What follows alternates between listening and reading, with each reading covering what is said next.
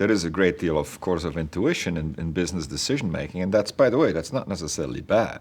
But because intuition is not perfect, I always saw that the analytics had a place of application. It wasn't just theory. There are patterns. People respond to price changes in certain predictable ways. People respond to advertising in certain predictable ways.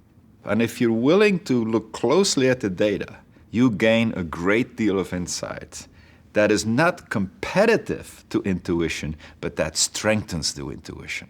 You can go back to roughly 1964 to find the first, so that's half a century ago, to find the first published marketing model.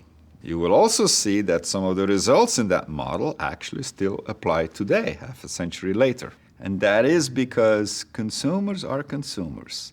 They like quality products and services that are available when they want them at a fair price. That fundamental principle doesn't change a whole lot.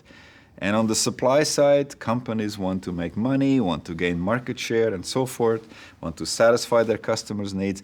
That doesn't change all that much either. Okay? So if you can capture the fundamentals, you have a model structure that can survive many generations of technology. Now, having said that, the way that these principles are executed is subject to continuous change. So for example, new channels, new touch points emerge. Okay? So what do you have to do? You have to basically expand your model to allow for these new touch points and to understand whether these touch points are increasing the size of the pie. So in other words, the entire category, for example, benefits, or are they stealing explanatory power or persuasive power from all touch points? What MarketShare does is it brings the data together from dozens of different sources. So for example, the internet data comes from here, the sales data from here, the advertising spending data from somewhere else, the product attribute data from somewhere else, the pricing data from somewhere else. That needs to all be combined. That is a really tough task, and the data experts at MarketShare have done a terrific job.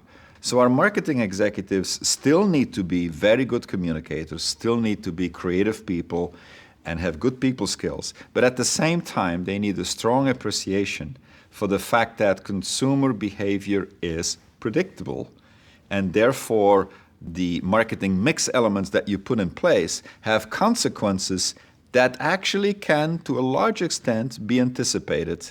And therefore, if you go against these rules, you tend to make bad decisions, and vice versa.